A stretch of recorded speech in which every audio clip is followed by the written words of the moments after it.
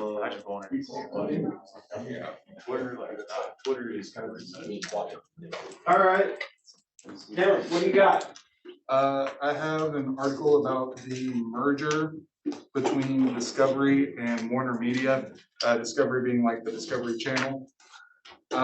They just cleared a significant regulatory hurdle on Wednesday that's going to make it easier for them to merge, essentially.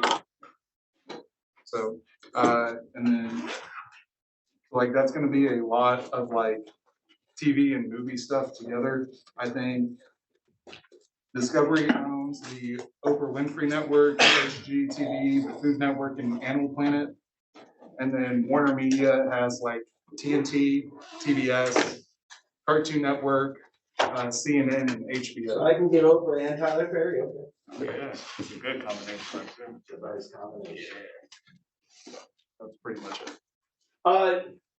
Alex Tabrick has a really nice piece about why it is that we buy bundles of products that instead of buying products a la carte. So why is it that, you pay for, I don't know if any of you still do, cable TV that's got lots of different channels, right? But it costs a certain amount, but you only watch 3 of those channels. So like, why can't I just pay for those 3 channels? Wouldn't it cost me less, right? And there's reasons why. It has a lot to do with different elasticities. I'll try to find that article and put it up because it's a short thing and it's interesting about how bundles work. But it's really efficient to bundle things, particularly but if there's high fixed costs. I was gonna say something like sports teams do it with tickets because if they know some people aren't gonna go to this game, but they go to this game, they'll bundle those tickets together. Okay. They'll do that. So in a way, there are network effects for increasing overall demand, but then there are also cost savings for the seller as well. With the right set of assumptions, it turns out to be efficient. And that's going to be like a recurring theme for us. We'll hear it over and over and over again that that doesn't seem to be efficient, but then when you put the right set of assumptions into place, you're like, oh wait, actually, the thing that the market's doing that the politicians and the regulators say is inefficient, yeah, it's probably efficient. Otherwise, it probably wouldn't exist. So now there's the question, okay, sometimes there is abuse going on. Thank you very much for bringing that news today. You get your 10 points. Good, Steve, here's a biscuit. That's degrading. Okay, ooh, I don't want to cut that now. What else we got going on? Is there a class? Yeah. I haven't invented next week yet, so we'll see what happens then. Ha ha ha. It should be through chapter 5 of Carlton and Perloff. I'm not up to that though, obviously, in terms of the material that I'm covering. So your reading should be a little bit ahead. And then I've posted the 2 lectures this week so far, and I'll post the next lecture after this. Are there any logistical questions or anything else going on for me? Okay, James Ottison's coming to town. He's a scholar on Adam Smith and on economics in general. He's from Notre Dame. He'll be here. Do you know the date? Yeah, I'm looking right now. Yeah, I'm gonna let us know. I think it's February 24th at 5 p.m. 10 points extra credit for showing up. And if you're in 2 of my classes, I guess you get 10 points for each class. You gotta bring a swipe to do that. So make sure you said we have Jim, people lined up to do the right? swiping. You said Jim? Jim Ottison. Yeah. So we got, well, that Wednesday, the 23rd, we got the Adam Smith film, and then Thursday, that's when he's actually coming. With I think it's the ISP event though, right? Yeah. So nice. yeah, me or Owen can swipe it. Okay. Missy will have the tablet. the tablet thing. Yeah, We'll okay. do it. It's at 5 though, right? I think it's at 5 or 5:30. It's at 5. Okay. So be sure to come out to that. He's gonna talk about honesty in business. So it's relevant to all that we're talking about because regulators are trying to make sure that businesses are staying honest. And that's sort of the topic of this talk. He's of course gonna refer back a little bit to Adam Smith stuff. Some of you all are in a reading group that is reading his book, what is it called? 7 Deadly Sins, something like that. 7 Deadly Sins of Economics or something like that. Okay, so it's good to have him here. Very much looking forward to that. I was talking about how cartels oftentimes rely on a regulator to sustain them. So this is sometimes referred to as regulatory capture.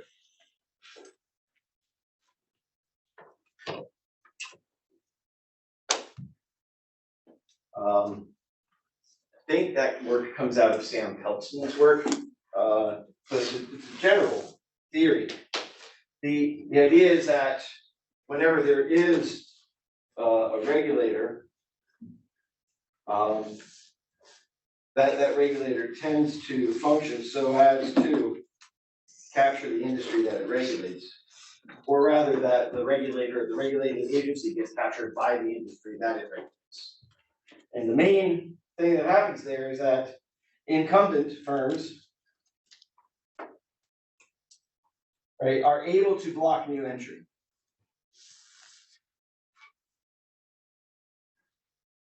And by blocking new entry, they're able to behave anti-competitively.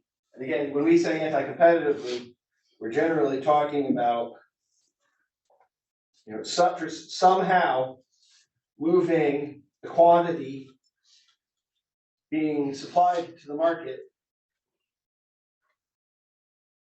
to the left in such a manner that costs fall and prices to consumers can go up and profits or rents can be captured by the incumbent firms.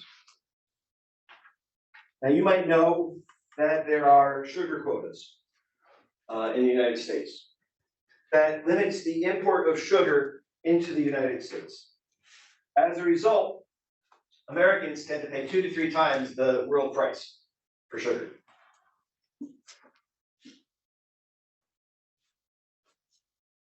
This preserves and protects some incumbent farmers, but it tends to harm consumers. Chicago used to be the home for many candy manufacturers. Lifesavers, for example, little round candies, moved to Canada because Canada doesn't have the same limits on importing sugar. And by doing so, they cut their costs and made a lot more money.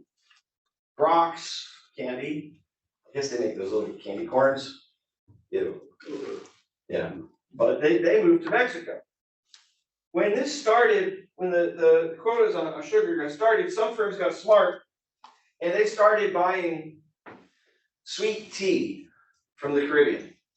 Sweet tea didn't have a tariff on it. So they would import the sweet tea, bring it into the United States, and boil off the tea. And it was less expensive than paying the high price for sugar from the domestic producer, or the cost to import it.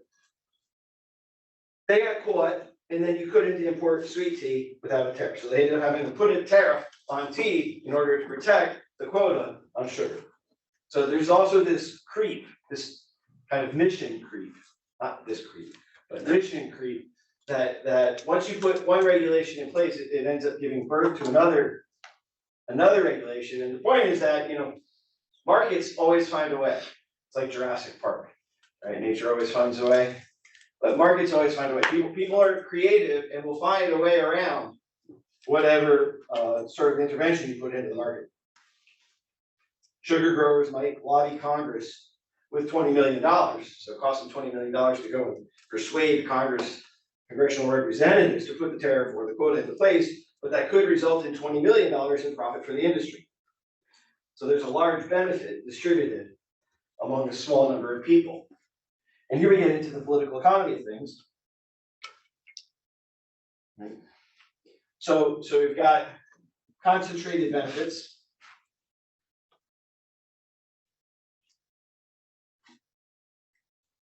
And dispersed costs. Is it a P or a B? I can't remember. Right. So that few benefit and a lot of people are harmed. The people that are harmed hardly notice it. They barely notice that the costs have gone up. Now, I noticed that the costs went up the other day. I went to the corner store to buy a pop, and the price of a 20-ounce Coke is up like 50%. It's almost $2 right now for a 20-ounce Coke, which is ridiculous. I had walked to the corner store instead of buying it from the vending machine on campus because I thought it would be cheaper, but no. So I thought that was interesting. So are consumers going to lobby Congress against a quota or against a tariff in order to get rid of that extra cost? Well, which of you is going to pay for a flight to go to Washington, D.C., and then pay for a hotel at Washington, D.C., and then pay for a round of golf with a congressman in order to try to persuade them to get rid of the tariff? Or the sugar quota, when over the course of a year or maybe even a lifetime, the direct costs to you of that sugar regulation is less than $500. And nobody. However, to the firms that are going to benefit, those incumbent firms, the benefit is extraordinary, and of course they're going to go and lobby for it. Of course, it's worthwhile to them. There are many such lobbying groups. The organizational cost of a lobbyist is low. Remember that the minimum wage is also a collusion. So you've learned about minimum wages at other points in your economic training, right? But the minimum wage is also the result of collusive behavior. You've got the demand for labor, right? That's similar to the marginal product of labor, how much you do for your boss. Then there's a supply of labor, which is based upon your opportunity costs for working. I have to pay you enough money to get you off the couch playing Fortnite to get you to come to work, right? Now, if we have a market wage, it would be something like this. A minimum wage says the market wage isn't high enough based upon some normative criterion, and says we got to have a higher wage. Now, who is it that's lobbying for the minimum wage? Minimum wage creates a what? A surplus of labor. So who is it that lobbies for the minimum wage? Well, those who are protected in their work, incumbents. And incumbents also sometimes are members of unions. So union members will beg for a minimum wage to be increased so that their wages go up, and then it pushes out other potential competitors for work. So those people, and even these people, can't find work. And it creates deadweight losses because the actual amount of labor that obtains is based upon this. Okay. And of course, it's incumbent interests that are able to accomplish that. What then is competition really all about? Every firm wants to dominate its market. We all want to dominate. What we typically hear is, why does a firm strategize? Why does a firm try to strategize with respect to prices and output? In order to get monopoly power, is the usual story. Why do we need to regulate industries? To prevent monopolies. But we should ask first, before making those assumptions, whether monopoly problems are the norm.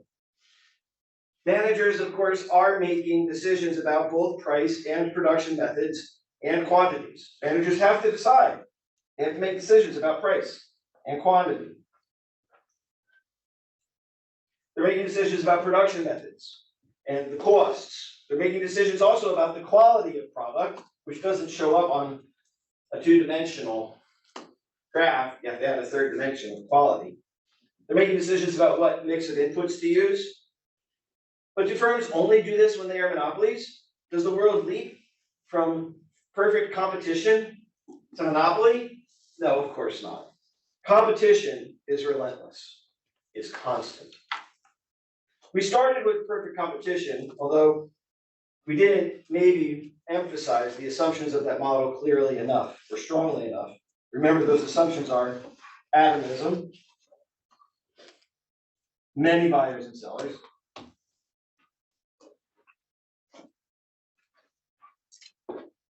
information, it's perfect information. Every buyer knows what every other buyer is willing to pay for every product, and every seller knows what every other seller is selling every product for, and every buyer knows every possibility to buy the product they want to buy and what price to buy it at, and every seller knows every buyer's willingness to pay as well. And then openness, and that's about exit and entry.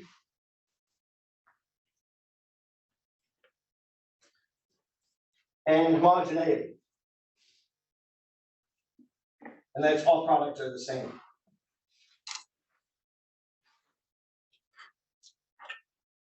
The implication from these assumptions is that because a seller can't make any extra profit by selling high or low, because the quantity that the representative firm produces is negligible with respect to the entire market, each firm is then necessarily a price taker.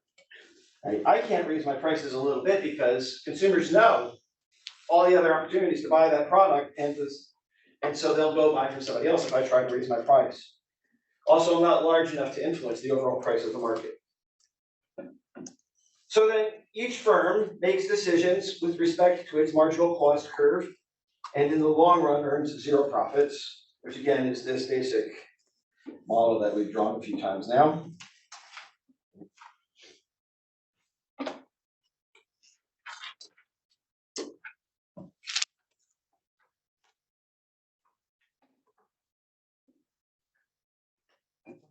In this situation labeled perfect competition, we have to ask, is this really perfect? Some policy makers think so. In the 20th century, there was a huge debate amongst economists about whether total output and efficiency could be achieved through central planning. That planning aimed at a world with the same results as perfect competition. The goal was to get this to happen by hook or by crook. The goal was also to prevent any kind of monopoly, and also to prevent any chance of a capitalist who might capture profits. And if the monopolist were to capture profits, that might generate inequality. The goal was to achieve also equality. If some situation different from perfect competition emerged, the regulator's presumption was that there must be a market failure.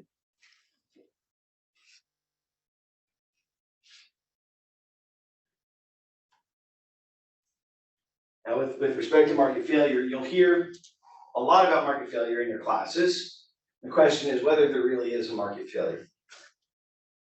Market failures are also often identified with externalities.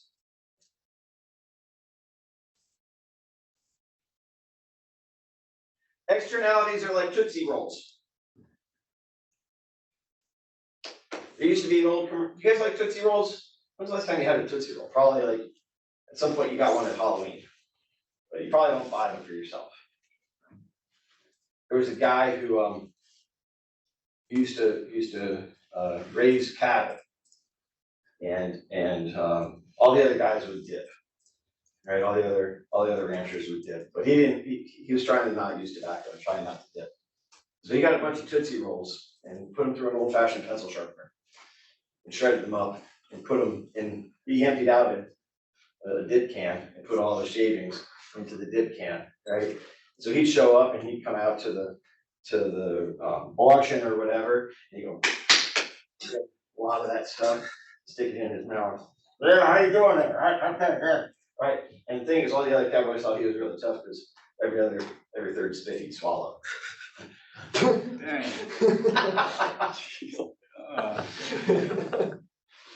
There was an old commercial for Tootsie Rolls that was for kids, and it was like everything that I see turns into a Tootsie Roll. So it was a cartoon, and the train would be coming by, and the kid would imagine that the train was a Tootsie Roll. Right? Or a plane would fly overhead, and he'd imagine that the plane was a Tootsie Roll. Everything I see becomes a Tootsie Roll to me, was how the song went. Right? And externalities are the same. If you start looking around the world and the economy and trying to find an externality, almost everything you see, you're like, oh, there's an externality. There's an externality. The question is whether an externality or a market failure is necessarily begging for some sort of an intervention to fix it, or whether or not an externality is just evidence that the market hasn't developed fully yet. Whether there's still an opportunity for entrepreneurship to overcome those externalities, whether entrepreneurship will find a way to correct for those externalities. And oftentimes entrepreneurship will, if given enough time, and if regulators don't intervene in the meantime. If regulators try to intervene in the meantime, they might foreclose upon opportunities for entrepreneurship.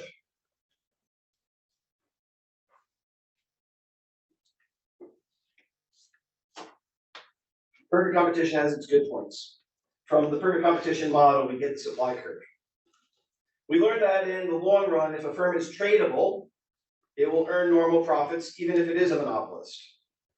So no firm can expect to earn higher profits by buying out a supplier. So horizontal integration typically won't result in greater profits for the firm per se. At least not profits that don't also generate increased surpluses for consumers. No firm could earn higher profits by expanding to another industry, by increasing the scope of its production, which is similar to increasing the scale of its production in the long run aggregate supply, long run average total cost curve. You can lower your average total cost curve if you also enter into other industries. They can capture profits in the short run by reducing transactions costs or by disciplining waste. But all of these kinds of methods for capturing greater profits are transitional.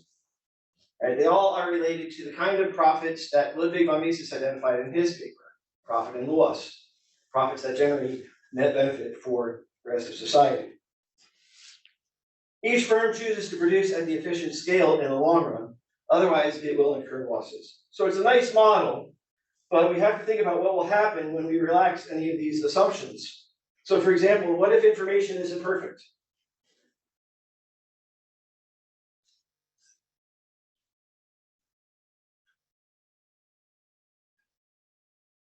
You need to be able to recognize a competitive environment. For example, can you expand output? If you do, will input prices also go up?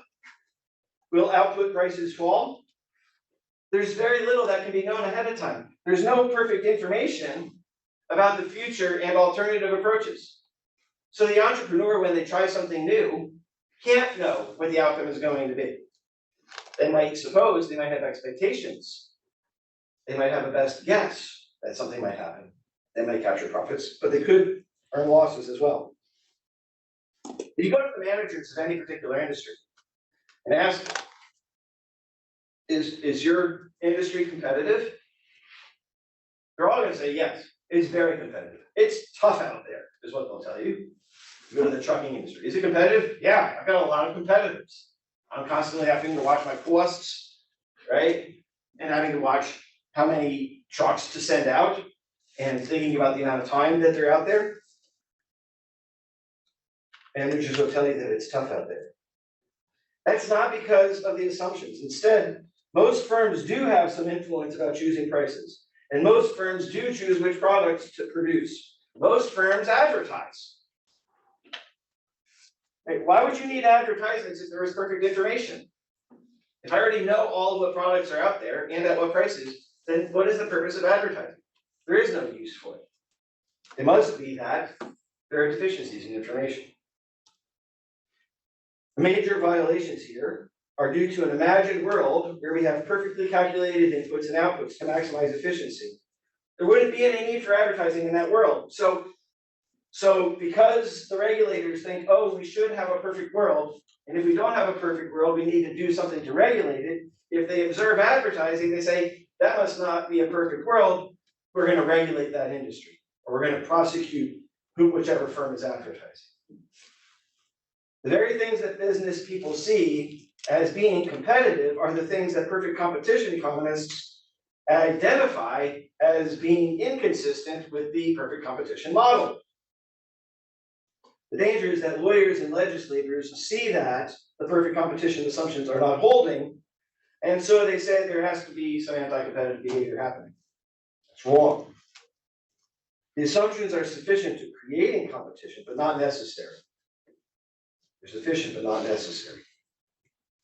Rivalrous acts are firm behaviors that are not found in the perfect competition model. They seem wasteful. Rivalrous acts are things like advertising, price decisions, quality choices, deception, invention, murder. I think murder is rivalrous. If a firm is performing rivalrous acts, that doesn't necessarily mean that they're a monopolist. Just because we see this rivalrous activity occurring doesn't necessarily mean that per se we can say, oh, they're behaving rivalrously, therefore they must be a monopolist. It doesn't even mean that they're trying to become a monopolist. It might just mean that they're trying to survive. Getting the information that we need or that a manager needs is costly, right? This is transactions cost and information searching cost. In perfect competition, everybody knows all the prices. Most times producers look for information and then guess about price and quality. It's not just given to them. If they price too high, they lose customers. But not all of their customers. Because customers are also guessing. They don't know all the prices that are available to them. There's a story on Planet Money about dropshipping. You know what dropshipping is? Dropshipping is when, right, you see something for sale online, right, on Amazon or something like that. And what you do is, you know that there's other people out there in the world that are willing to pay a higher price than the advertised price for that good. And so you create a special fake store, or it's not fake, you create a special store on the internet somewhere. And what you do is you sell to people who want to buy the thing that you found for sale cheap. But you don't tell them that it's for sale cheap anywhere else. And you don't actually have the product even shipped to you. You find the buyer first, and then you order the product from the place where you know it's cheap, and you have it directly delivered to your customer, and you just keep the difference. And you don't even have an inventory, right? You're just buying low, selling high, but never even dealing with the actual product. That's interesting because what happens if that same customer realizes or discovers, oh, this thing that I bought from Snow's store is available on eBay at a lower price? Well, what they're going to do is they're going to buy that product from the eBay store where it's cheap and return the one that they bought from me. Except they didn't really buy it from me, they bought it from the same eBay store that they're buying the new one from. And so they return the product to that eBay store and buy that product from the eBay store. And the person who's actually running the store that's selling the things receives both an order for the product and a return of the same product and has twice the amount of work to do because they also have to process the return. And in the meantime, they've also had to pay the financial costs involved in those financial transactions, right? Drop shipping. It would never happen. It could not exist if there were perfect information. The drop shipper is basically taking advantage of imperfect information, but they're also effectively advertising the product and offering it for sale. The seller saw sales increase, but it also saw returns increase. So people who have stores like this have basically resorted to taking their products off of Amazon or other places and doing a lot more sales just direct to customers. But that reduces the size of their market. More people don't know about it. And a firm that sells this kind of thing isn't a monopolist. Like the story that Planet Money tells is about a company that's selling toys for cats. Right? Cat toys. Is this company a monopolist? Well, they might be the only firm selling this particular cat toy. Right? But does that mean they're a monopolist? In what sense?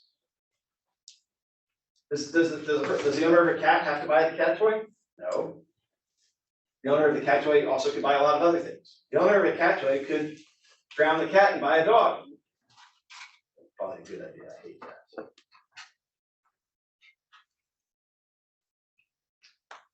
Though not a monopolist, there's still a downward sloping demand curve.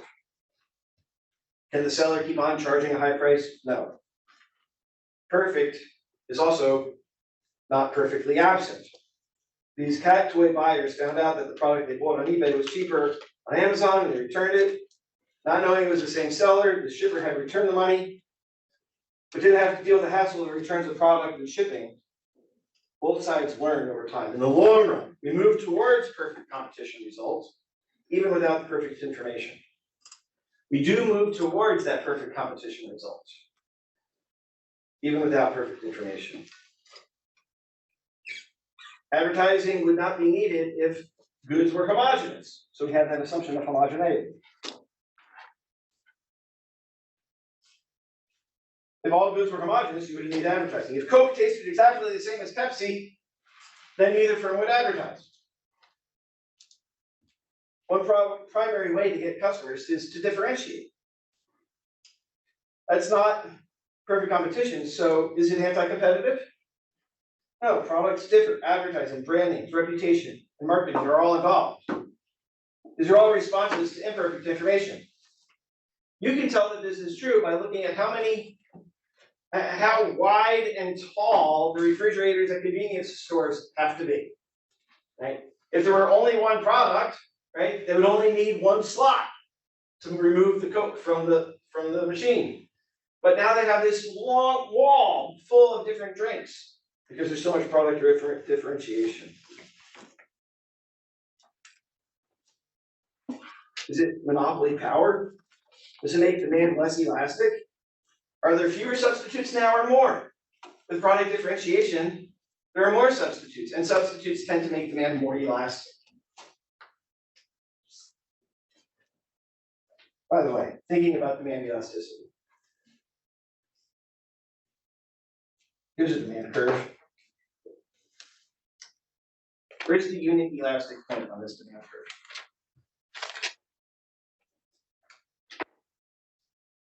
It's right here, right? At this price, this quantity. Here's a different demand curve. Where's the unit elastic point on that demand curve?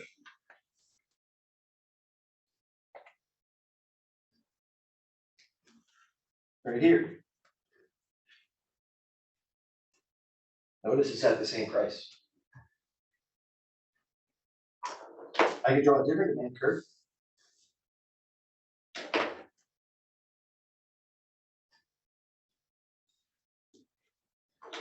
Here's the unit elastic point on this demand curve. Then I can draw another demand curve.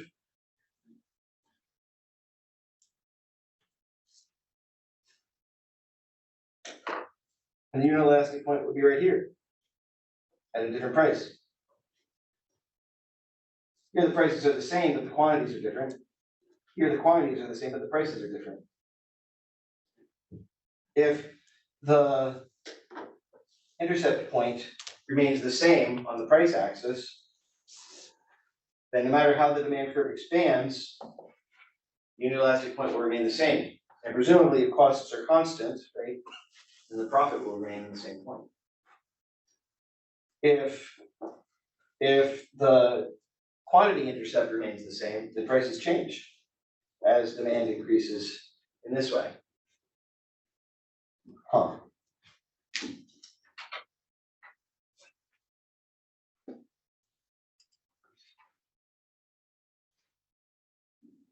Does differentiation in advertising create barriers to entry?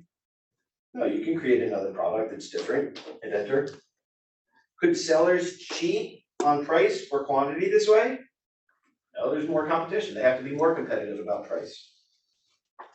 Now, advertisements are a response to information costs, the fact that there are costs of getting information. Consider biological competition.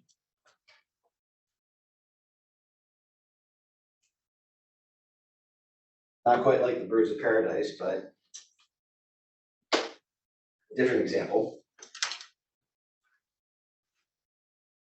Is biological competition really about survival of the fittest?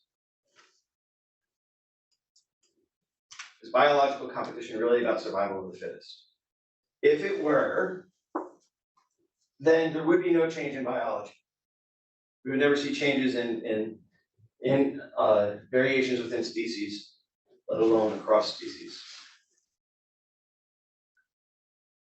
So what causes differentiation and changes in the flora and fauna we observe around us? It's not because of a particular animal or plant being the most fit animal or plant for their environment. It's because the environment itself changes.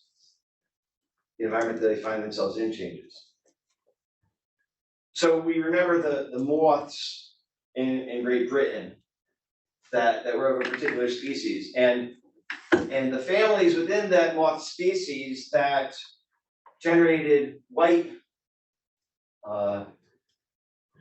wings on the moths, right, did really well when the environment was quite clean, because the moths could hide from predators. However, when there was more and more pollution, the white moths got eaten by birds. And the families that produced dark wings, even though they're the same species, they tended to survive more. And so there were more and more black-winged moths that survived. When the environment started to get cleaned up more, right, the black moths stood out against the relatively clean landscape, and they started getting eaten, and the white moths did better. What changed? Not the moths necessarily. They responded instead to the environment around them. Well, the economic environment is also constantly changing. The preferences of individuals are constantly changing. The existence of other competitors in the environment are constantly changing. Many species find an ecological niche and try to survive. Those best suited to the environment that obtains are those that survive. Firms that earn profits survive. Selection is based on outcome, not necessarily wisdom, logic, effort, or intention. It's not because a firm tries to become a monopolist that they do become a monopolist. They could try and get it wrong. They could try to become a black-winged moth, and then the environment gets cleaner. They will die. It's not just intention that matters. It's not wisdom necessarily that matters. You can't be a better entrepreneur by being more wise. You can't have better logic or work harder and thus become a monopolist or even survive as a firm. Effort matters, but it's not decisive. Luck happens. A lot is dependent upon luck. Ex ante, there is no best strategy. We can't know what the best strategy is going to be next year. Should Ford create an electric truck? Maybe. You can't know right now whether that's going to be successful. If there is uncertainty, there can be no one best action. Many firms will each innovate in different directions. So a couple of moths mate and have a whole bunch of babies, and some of them are black-winged and some of them are white-winged. They're all coming out a little bit different. Each firm innovates in a different direction. Ex post, there is no uncertainty. Afterwards, we know what happens. The best action is made obvious by which firms actually did survive. Successful firms reproduce and invite imitators. But descendants might not survive if the environment changes. Not even the parent is sure to survive in the next round. So, back in the early 2000s, there was a book called From Good to Great that talked about several really wonderful firms in the American economy that seemed to have gone from just barely good to being really great. 5 or 10 years later, more than half of those firms were dead. And so was the book. The idea was that the author of the book was trying to identify was, here are some management strategies that will help your firm to succeed. But then those same exact firms that he was pointing to as good examples ended up not succeeding in the long run. Why? Because the world itself changed. Those firms got lucky. You can flip a coin over and over and over again. At some point, that coin might come up heads, 20 times in a row. Especially if you keep flipping it long enough. Does that mean that the person who is flipping the coin has some sort of wisdom, has more information, has put in more effort? No, not necessarily. It just means that they got lucky several times in a row. How does that apply to industrial organizations? No. You can have a firm, a donut shop, right, that guesses what the customers want, luckily, correctly, year after year after year. And that donut shop will expand and grow and have enormous profits year after year after year, maybe buying up their competitors. They might even own all of the donut shops in America. They might become the donut monopolist. But next year, they could predict wrongly. Some startup donut firm could beat them. Right?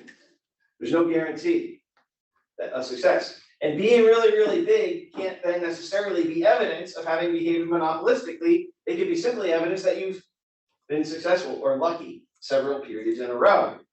But having survived in the past is no guarantee that you're going to survive in the future.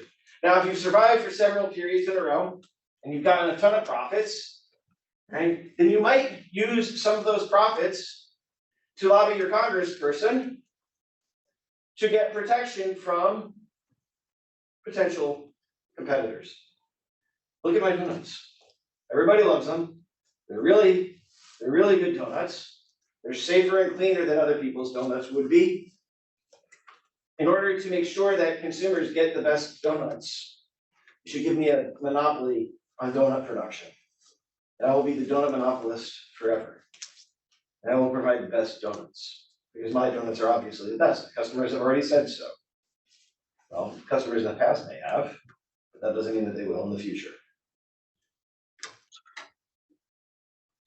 We get rules of thumb out of this that managers try.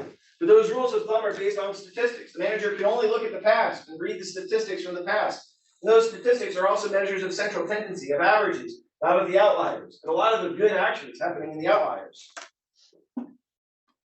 Natural selection is what actually gets us closer to the optimum of the world that actually attains.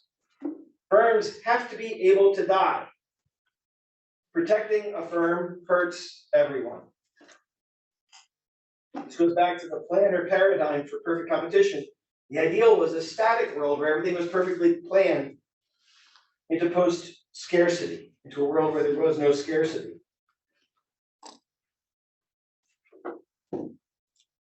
Of course, some firms survive for a long time, but as I've shown, that doesn't necessarily mean that they're evil or even intentional.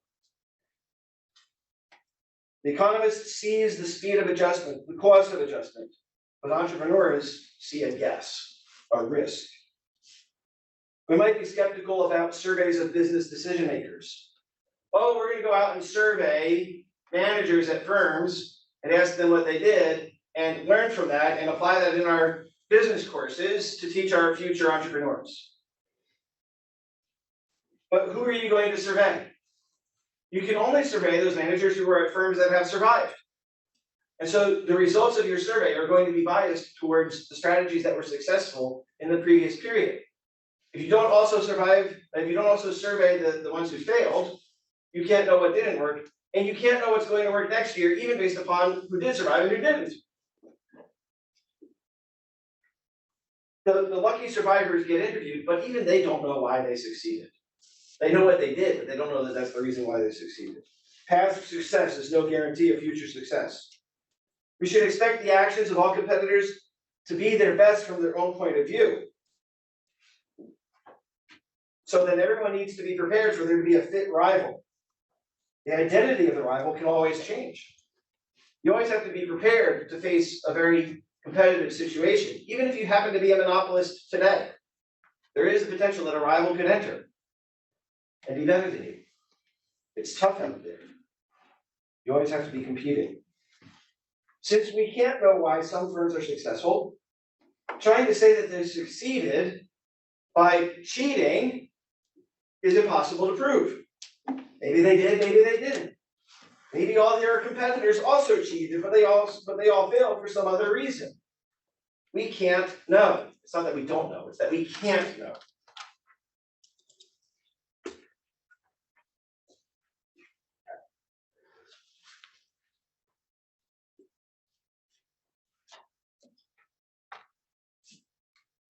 How do we address antitrust claims? Why should people care if they're managers? You should care because you might get smacked with an antitrust lawsuit at some point in time. And you're gonna wanna understand what has happened to you. I got smacked by a car. I wanted to know what happened to me. And my wife really wanted to know, like she wanted to reconstruct the event, not literally, thank God. I might have made her mad, and then she really wanted to reconstruct the event, but that should. Oh.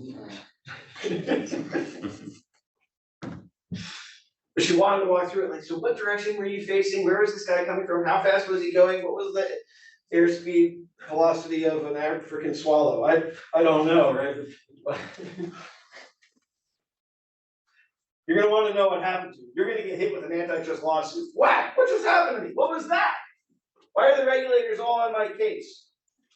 You probably won't remember anything that I've tried to explain to you today, and you probably hired lawyers to help you.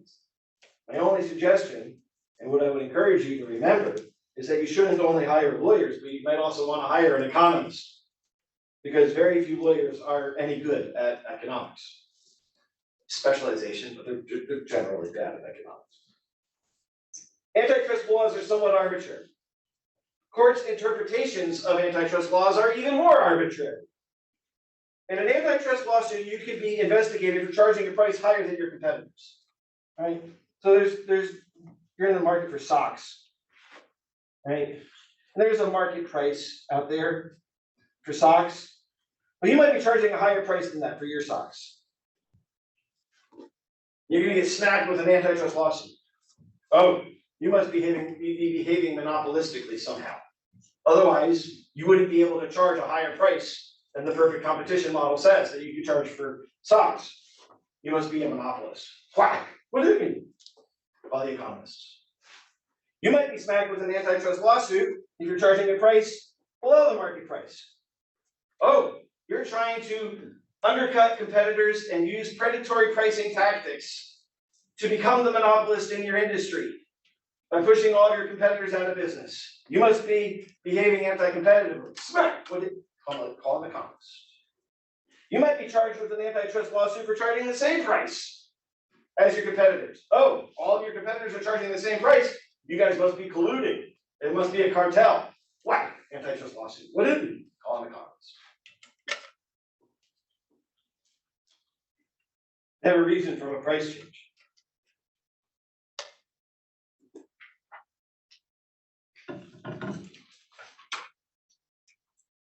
Okay, I'm out of time. We should have an exam at some point soon that covers basic micro principles regarding perfect competition and monopoly. It won't be very hard, but you will have to remember how cost curves are developed. You have to understand average total cost curves and marginal cost curves. You have to understand supply and demand. The market acts, how the firms act, be able to describe what price a monopoly would charge, all those kinds of things. Basic review of that stuff. You should have had to do your intro class. You should have also had an intermediate class again. I basically gone over it again now. I'm not sure we'll do that next week. Should do it next week though, before we get too far into the semester. And then we'll start digging into some cases and history and other things. Any questions for me today? Thank you. Have a nice weekend.